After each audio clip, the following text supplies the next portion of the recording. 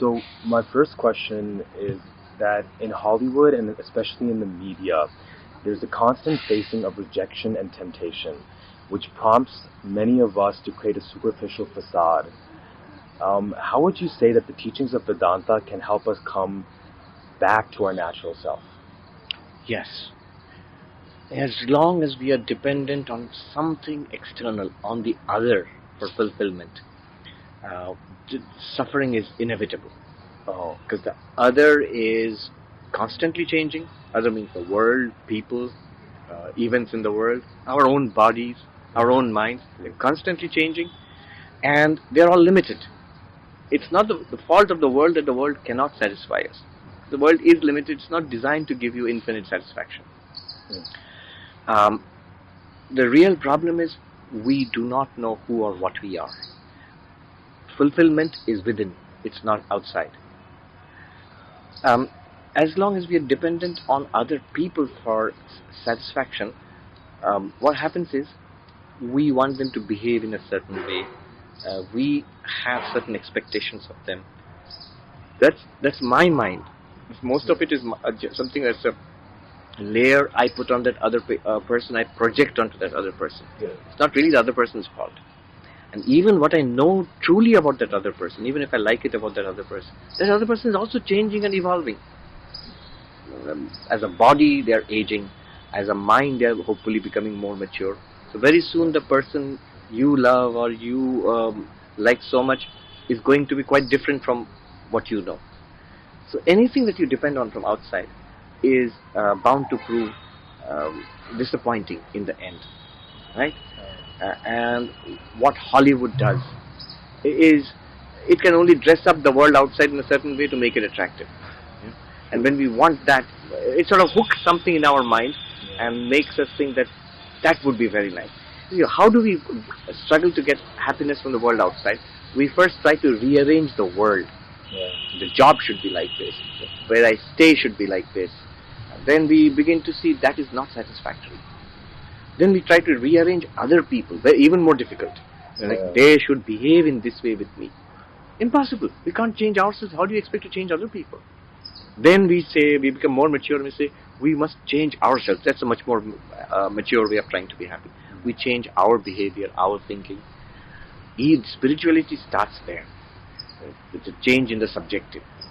And then finally, beyond trying to change anything, we come to realize what's already there, the reality as it is. Not things, not people, not even the body mind. There's an underlying spiritual reality. We begin to notice that, and then from that comes deep happiness and peace. Wow. Thank you. My second question is, Swami Vivekananda, in his early days, was also agnostic, which prompted his spiritual quest. For the millennials who rely on various spiritual and scientific theories and question the existence of a supreme power or supreme being, what would you say in regards to that? I think agnosticism, skepticism is great. It's just really good. Okay. I have seen people, genuine spiritual seekers who come. Many of them, they come with an agnostic attitude. Oh. You see, what's the problem of believing from the very beginning? If you are a dedicated spiritual seeker and you have deep bhakti, devotion, faith, you are one of those rare, fortunate few.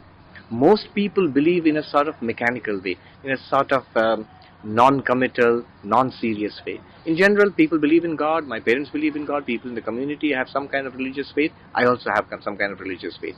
Which means that person is not really interested. The moment you become seriously interested as a spiritual seeker, then the first thing that will happen is doubt. Is this real? Does God really exist? Does meditation actually lead anywhere? So these agnostic, these skeptical questions will come. We've seen many people, especially young people coming to Vedanta, they start off as agnostics or even skeptics, but they're attracted because here we are not saying that you have to come with a belief. We are not forcing people to believe in something. You exist.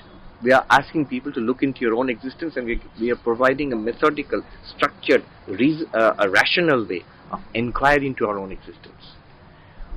None of this really requires belief. Neither the path of self-inquiry in Vedanta, nor the path of yogic meditation, not the path of selfless action.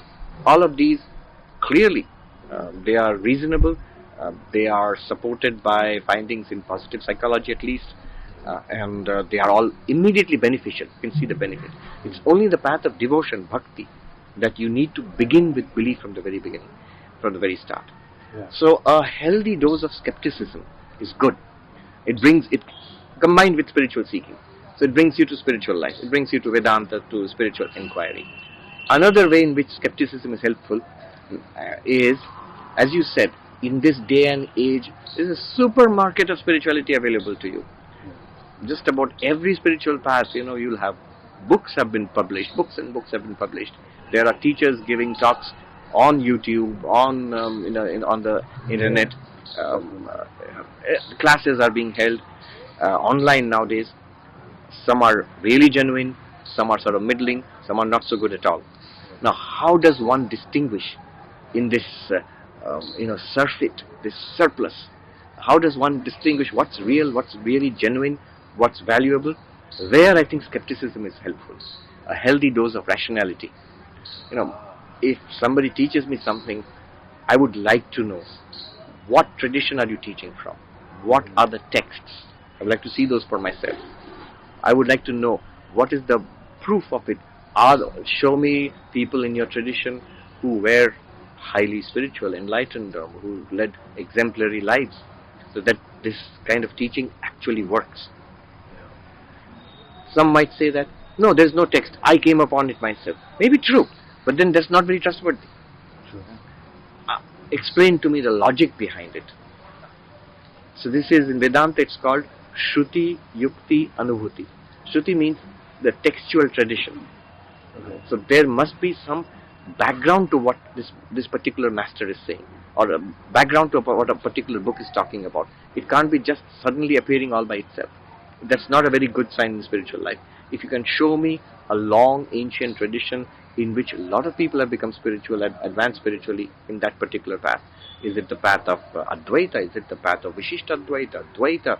Is it a old established school of Buddhism, of a particular Christian church which goes back to ancient times, which has a whole body of literature? So that's called Shruti. There must be something. It's not suddenly a fly-by-night operator, like a Ponzi scheme or something. That's not a good sign at all. Yeah. Second is Yukti. It must be reasonable. I should be able to ask questions. There should be answers. Are you able to face questions from people like Richard Dawkins or Christopher Hitchens? Do you have solid answers to those skeptical questions? It must be solidly reasonable. Then, third is experience. What experience can you point to?